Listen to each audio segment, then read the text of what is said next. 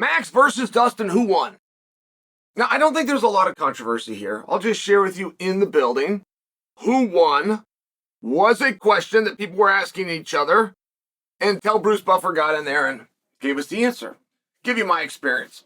I was watching, I'm in the middle, name drop, but I got Dominic Cruz here, I got Teddy Atlas here. And so we do an exchange of who won. And Teddy said, listen, guys, Max won that fight. He really did. And Dominic said, yeah, I have Max and my turn to go. And I said, well, I'm with Teddy. Max for sure won that fight, but I'm not confident in telling you that Max is going to win the decision. Because I know who followed the rules more. I know who did more damage and who had octagon control. I know had position and positional awareness more. That was Max. I just know we're in Louisiana, where Dustin's from, and I wasn't told who got the judging assignments. If we had brought in 3 local yokels that could get drunk on excitement and didn't want to hear the one time their name ever going to be announced in public get booed, or if we brought in some of the hard hitters that we generally travel around with. I didn't know at that point, and it turned out that's who we brought in. We brought in the Saul D'Amatos of the world, the Douglas Crosby and the Derek Clearys, and I'm sharing for you, they got it right. In fact, it was a little stronger towards Max than I had. I believed going into the 5th round, we were 2 apiece. I wasn't bullish on that. And again, I'm with Teddy and I'm with Dom, and we're all we all shared the same brain. I don't think Teddy ever said anything that Dom and I didn't quickly say, yes, I agree. And we all thought that it was 2-2, but we knew those were a very close to a very close 2. And one of the judges had it 4-1, for example, and that was a surprise. Dana commented on it and said, I thought it was closer than that, but didn't scold the judge.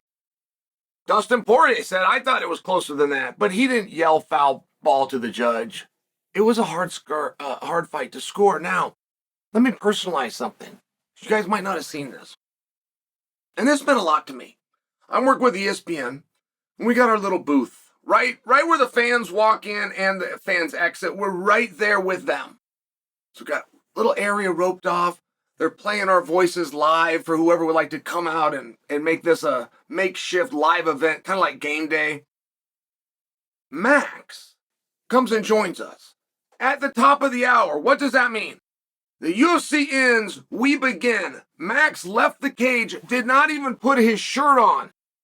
He's bleeding, he's scuffed, he's sweating all over our papers. He's with us. He didn't even go to the locker room. We've never had this happen before. This was very cool. Now, I say to Max, straight up, Max, I'm on the internet.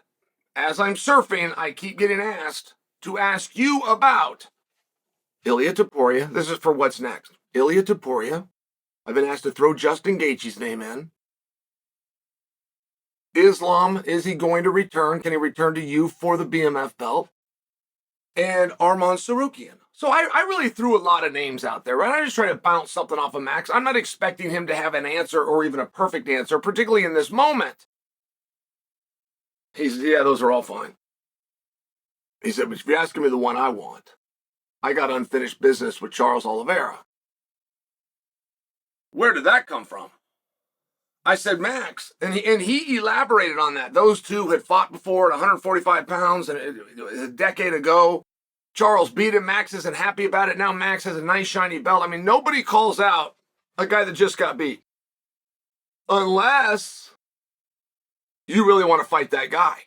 So I had to say, Max, is this a call out? I'm interpreting that you just called him out. And Max said, no, it's not a call out. He said, it's the opposite. They're calling me out. And Max, held the belt. His message being, I got the belt, I'm the one that gets chased, I'm the one that gets called out. But you threw out a bunch of names, and if you want to know the one that I hope that they call me with, it's Charles Oliveira. I never heard anybody talk bad about Charles Oliveira except for myself in my entire life. I've never heard Max Holloway talk trash about anybody until this interview about Charles in that moment of my life. I just thought I'd bring that to your guys' attention. There was a couple of reactions that I was hoping for. Neither have I knew I would get. But one was a call out by Max. Some energy in a direction of a specific opponent. And I think we got that towards Charles. But I also gave him the list because I wanted to put Paddy the Baddy's name on it. And Paddy the Baddy right now is getting ready to go for a title shot with Ilia Topuria. The bad news is, so is Gaethje, and so is Sarukian. So a consolation prize is a title fight. It's just for a BMF. Would Baddy for you guys qualify as a BMF? Has he done enough? We don't have a specific criterion sheet for BMF, but we know when we see it. And my idea wasn't to give Paddy a title opportunity to elevate Paddy. All I really wanted to see is if Max, the veteran, was going to do this. If he was going to do what every other veteran does when you suggest Paddy the Baddy.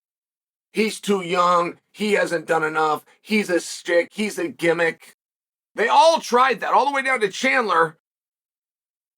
You saw how upset that made Paddy. You saw the response. So I don't hate the idea of Paddy versus Max. Max likes the idea of Max versus Charles. I'm light on the idea of an immediate rematch for Max versus Topuria. But as I'm going through the gamut, as much as I like one, or maybe I think another one makes more sense, there is no idea with anybody in the top 5, whether it's a rematch or not, there is no idea matchup-wise for Max that I don't like.